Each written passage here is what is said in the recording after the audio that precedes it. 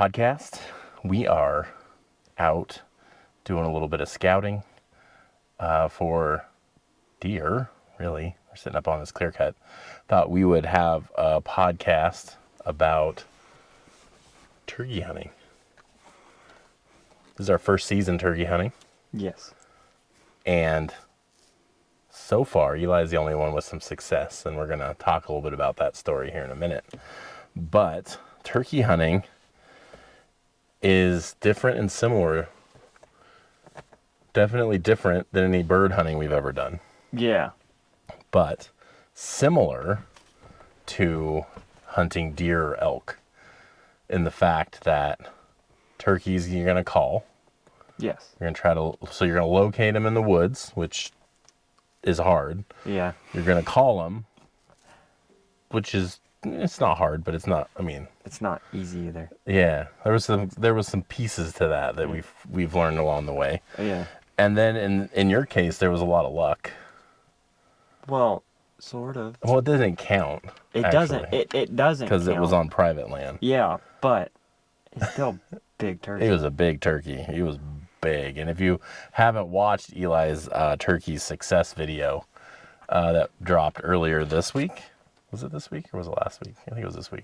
It was this week. Yeah, it dropped this week. Saturday, I think. Yeah. You want to check that out. He was a big dude. I might even have put in the intro the gobbler walking around. So, but spring turkeys, never done it before. Nope. Interestingly, in Oregon, we have 2 turkey seasons, and this might be the same everywhere across the country. But in Oregon specifically, we have a spring turkey and we've got a fall turkey. Yep. We've always had turkey tags in the fall, but never really In the spring. So no, we've had them in the fall when we went deer hunting. Yeah. Deer and elk hunting, but we've never seen turkey in the fall. Yeah. So we thought we would give it a shot in the spring. And wow, super fun. Habitat-wise, I'll just say what I think we've decided to do. So Oregon turkeys, they're not located everywhere in Oregon.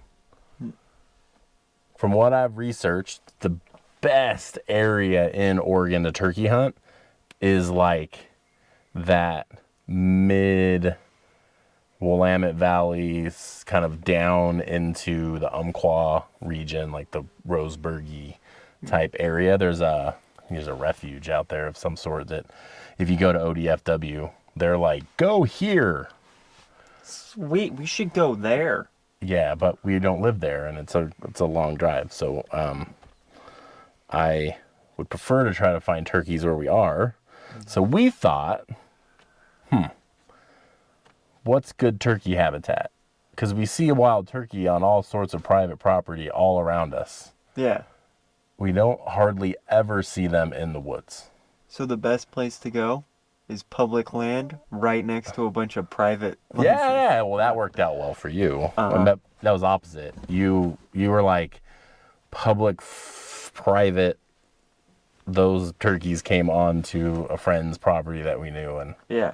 No. What I mean is the area that we're going to on Saturday. oh yeah. Yeah, it's public land, but it's a bunch of private all around it. Yeah, there's a lot of turkeys. Yeah. There. And so we were looking, like, what makes good turkey habitat? We figured it was going to be more leafy trees, so oaks, aspens, maples, that sort of like leafy style of tree, and maybe close to water. Yep. Good grazing feed areas for the turkeys. And so we've sort of looked at like what are the best areas for that, and we ended up just randomly stumbling onto some of this BLM land that we were on. Yeah. And we were driving out of it and we're like, oh my gosh, there's a bunch of turkeys. And then we went back and gobbled and did like the owl call and got a bunch of turkeys calling back at us. So that really piqued our interest. So we're actually going this next weekend, which doesn't matter the day, because you could be listening to this right before we go, or you could listen to this long after we've gone. But our goal is to get a public land in Oregon, in the woods turkey. And when I say in the woods, it could be in a clear cut, it could be in the woods, it could be somewhere along that. So we're targeting timber, Yes. kind of in the cuts next to the water. Yeah. And that seems to have got us the most gobbles so far. Now we just have to locate them in the trees. Right. Which we haven't yet to do. We gotta find their roost. Yes. Mm. So. Which, I did find them. Did you? Yeah. Okay. I know where we're gonna sit. Perfect. Yeah. So we have a plan. We have a plan for this Saturday. Yes. All right. It's good times. We just gotta figure out what side of the ridge we need to sit on. Oh, yeah. Is that the same clear cut you guys saw those deer? Yeah. Yeah. But. It's exciting. Yeah. Yeah. Yeah. So, what did we get to do this? So we've got the, what we're going to do. We're going to go turkey hunting. We went turkey hunting. In a minute, Eli's going to tell you a story about the turkey that he harvested last weekend. But we had to figure out what we were going to do and what we needed. So turkeys have fairly good eyesight. Yeah. So it is very important to wear camouflage. Yeah. And be concealed when you're hunting turkey. Except for this guy. Yeah, I don't need camo. Apparently he doesn't do camouflage. Nope. That could bite him in the butt this weekend. We don't have any decoys. No. I think if we get into this a lot, we need to get a couple of turkey decoys. Yeah. Yeah. Yeah. That actually might help us a bit. But we did get a couple turkey calls. Yeah. One is a turkey call, like a locator. Yeah. Which is the owl hoot. Which I'll tell you, he does not sound like an owl. No. Like a dying owl, maybe. It just sounds like I'm blowing through a tube. Yeah, it's like, Mrr. Yeah. Almost like it basically, honestly, I use this owl call as a duck call in duck season. And it did pretty good. And it did great. Yeah. So it's just so you could probably take a duck call if you have a duck call and just watch one of those owl videos. I'm not saying you should. Someone's going to, in the comments, be like, you're an idiot. Probably Ryan. Yeah, that's true. He's going to call me an idiot. But since I used the owl call for a duck call, I think you might be able to go the other way. So you already have a duck call. You might be able to do this owl call thing. Yeah. We have a a diaphragm mouth call. We haven't used it yet. And then Eli got one of those box calls that, which works a lot differently than I thought it would. Mm-hmm. But it sounds pretty close to what a turkey's going to sound like.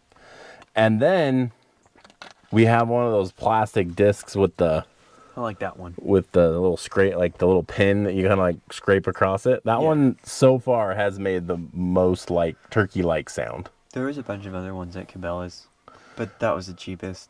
Yeah. So the one, which is weird, you get this little plastic disc and you have to sandpaper it. Yeah. To rough it up, and then you move that stick across it, and it makes a decent turkey call. Yeah. But they have all sorts of them. The slate ones, the plastic ones that you use the sandpaper on, the box calls, the diaphragm, the mouth calls, those things. There's a lot of different calls for turkeys. I am not even gonna closely say I know how to call, so do not listen to us. Oops, I hit my microphone. Do not listen to us when it comes to calling, because we're probably saying the wrong stuff to the turkey. Yeah. It's not like, hey, it's more like, run away. Yeah. Yeah. We're more alerting than anything. Yeah. Because that dude he was getting very angry with me. He was puffing out. Yeah. He's not happy with me. He was not happy. All right. What else do we need to talk about when it comes to the turkey hunting part? But basic gear, turkey calls, decoys, camouflage, a blind maybe. Yeah. I think could be helpful. Probably. If you locate where they are, and then you can start getting them to call in. All right, what else? I think we covered our bases on that. All right. So you got a turkey. I did get a turkey. He was a big turkey. He was a huge turkey. I would say for first turkey, That's a pretty damn good turkey. he's a stud. Yeah. Stud. Because we went like the property owner had harvested a turkey shortly after, and Eli's turkey was significantly bigger. Yeah. All right. So what happened? Tell us the tale of Eli's first turkey. Well, I woke up and a cat was sitting on my face, so I had to deal with my allergies. And then I was looking out the window because I was also trying to find the cat because I yelled at the cat for sleeping on my face. But I walked over to the window and I saw this big old Tom sitting out the window.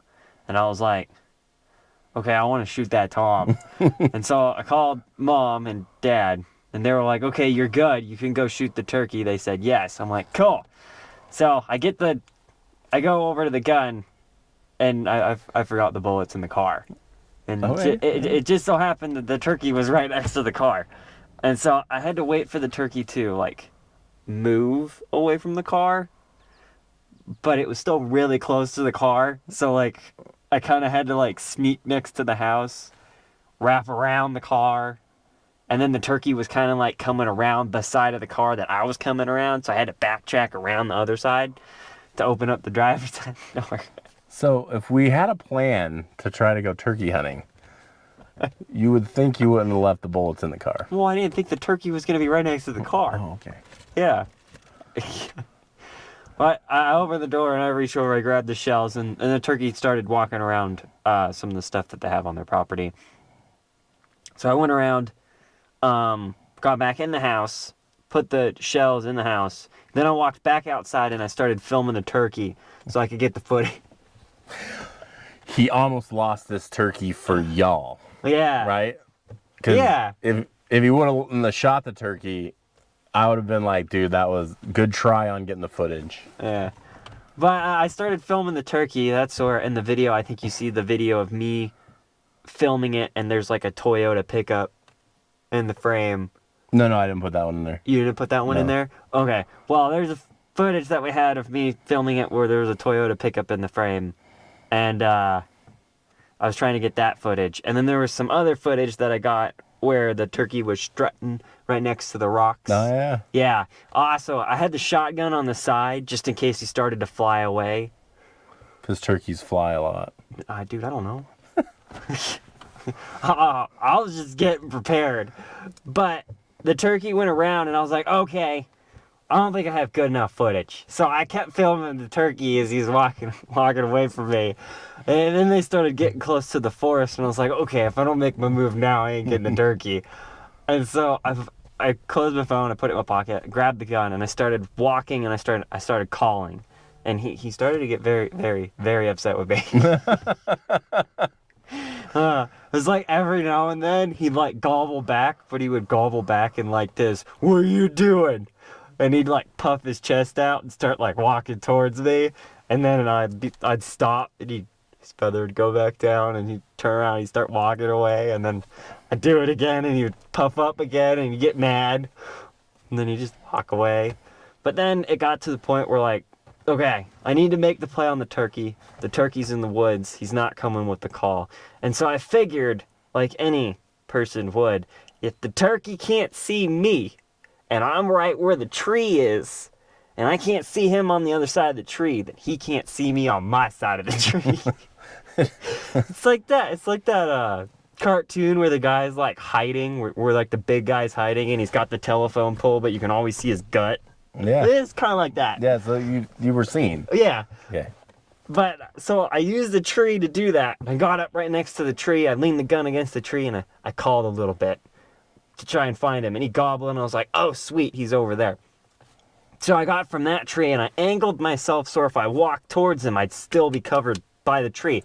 And so I walked to another one, and then it still wasn't close enough, and I didn't feel comfortable with the shot. So I kind of did it again, where I angled myself with a tree, and I was like, this is probably about 30 yards. I feel comfortable. And so I lined up the little metal bead that's on the shotgun with the big red bead, and I put them together, put it on his head, pulled the trigger, and went off.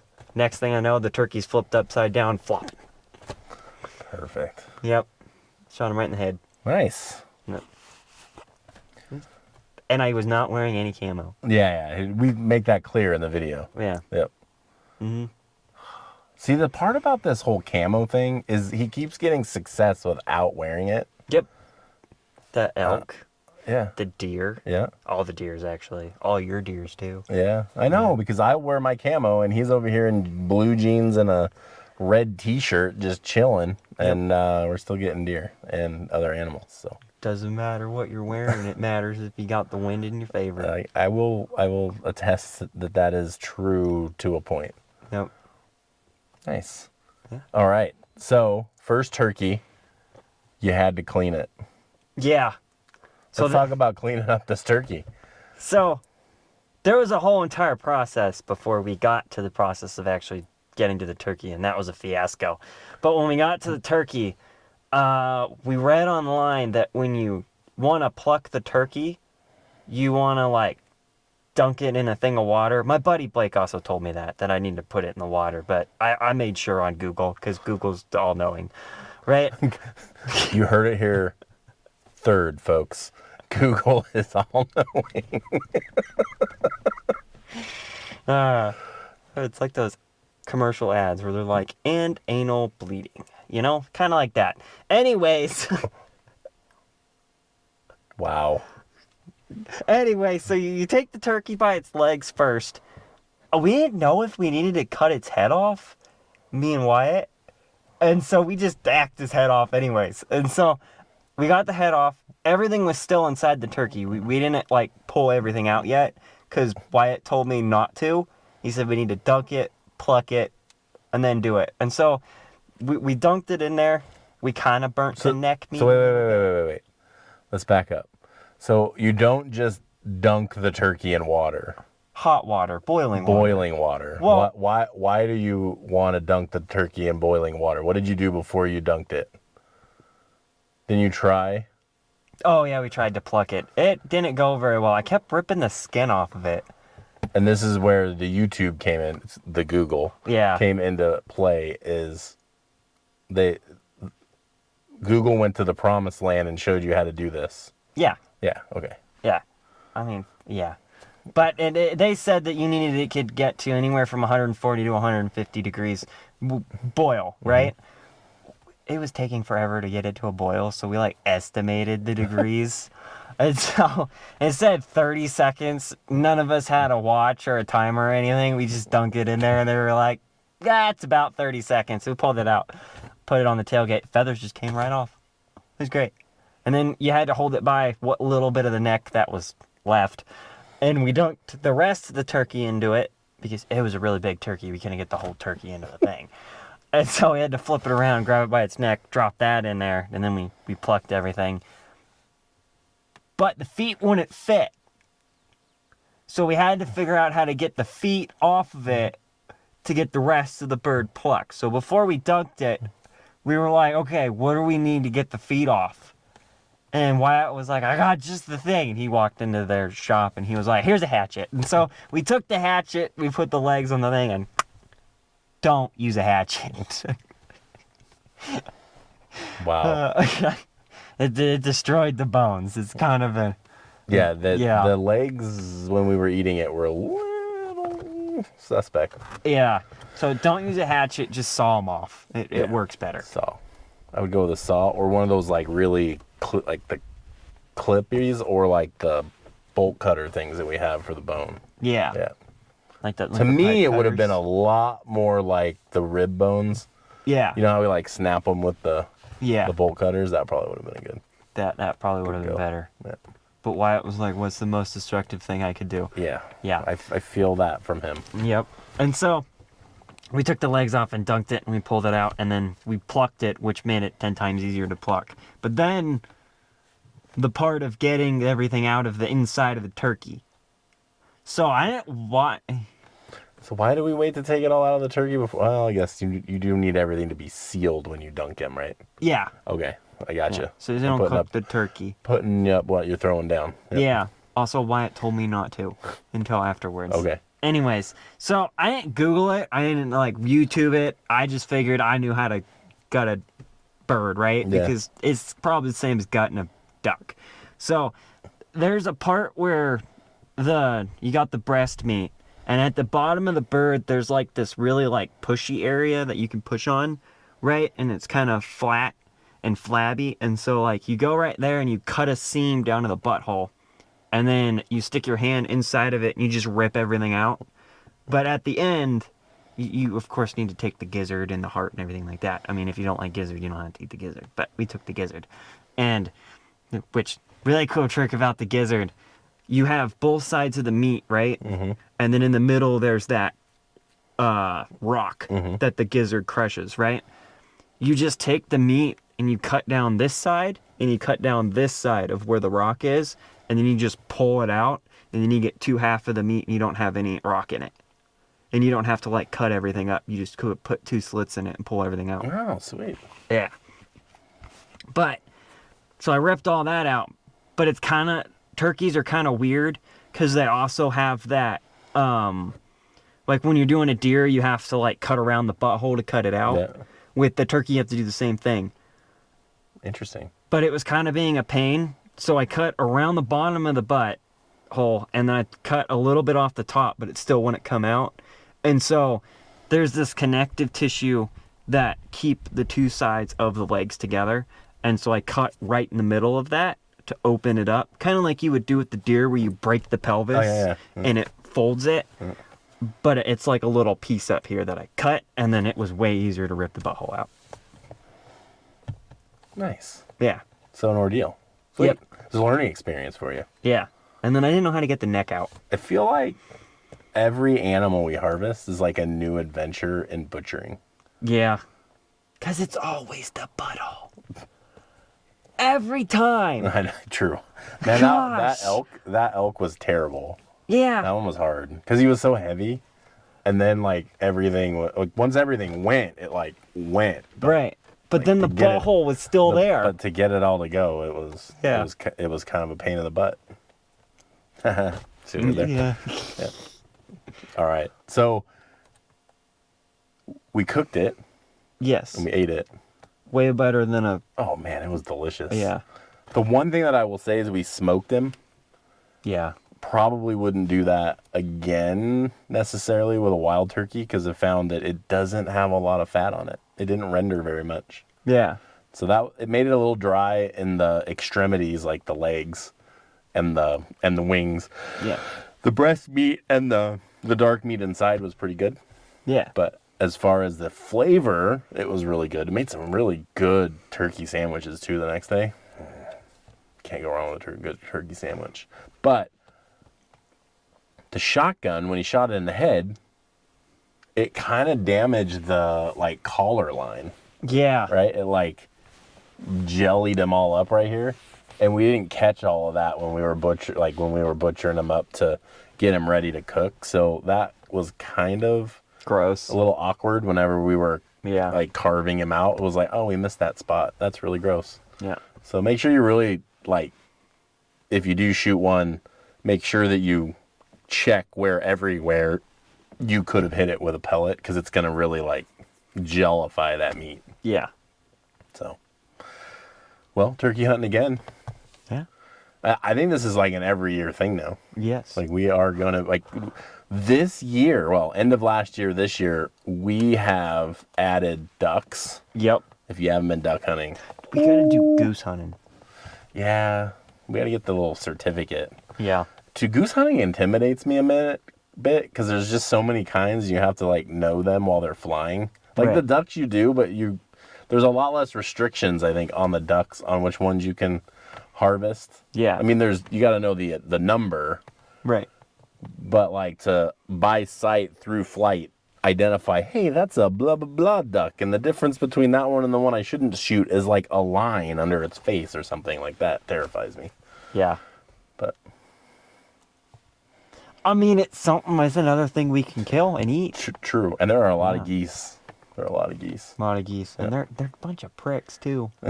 Yes, and duck is good. Yes. Everyone I talk to is like, oh, duck, so greasy, so blah, blah, blah.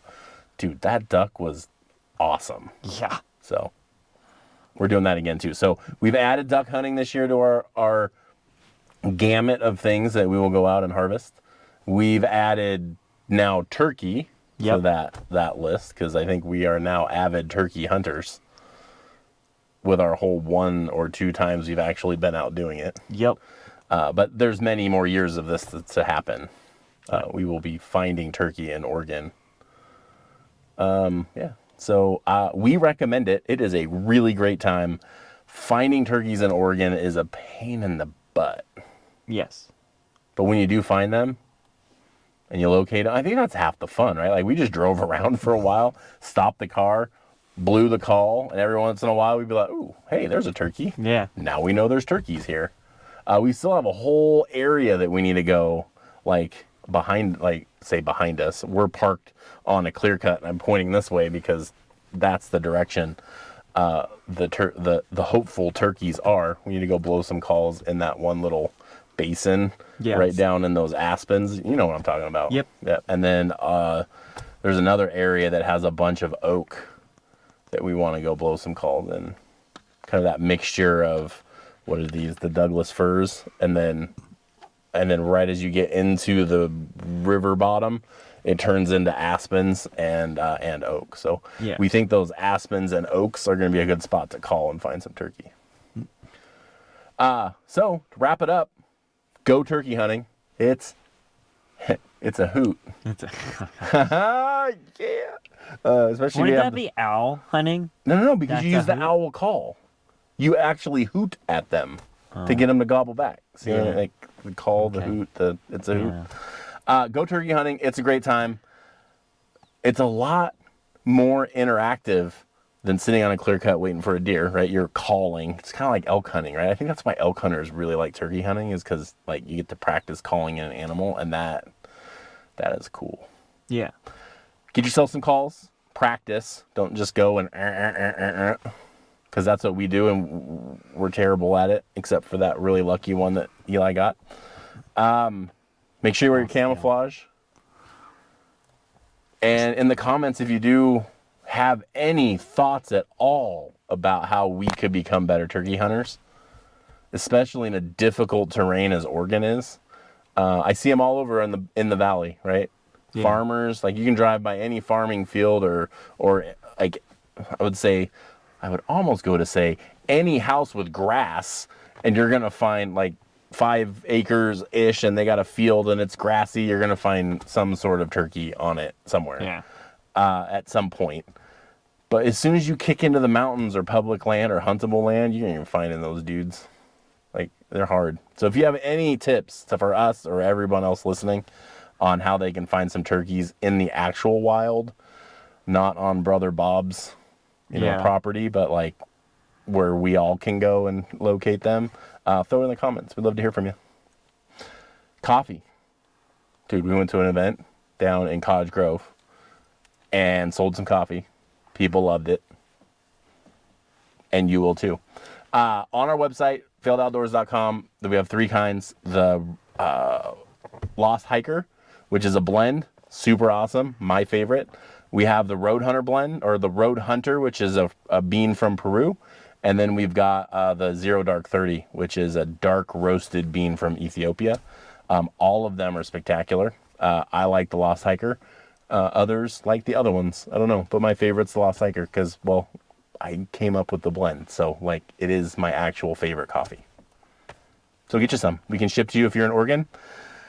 Can't ship to you if you're out of Oregon. So sorry. But if you're coming through Oregon, we have opportunities to drop it off in random places. So, failedoutdoors.com. Check us out on our podcast and check us out on YouTube and our other videos. Thanks for listening. Have a great day.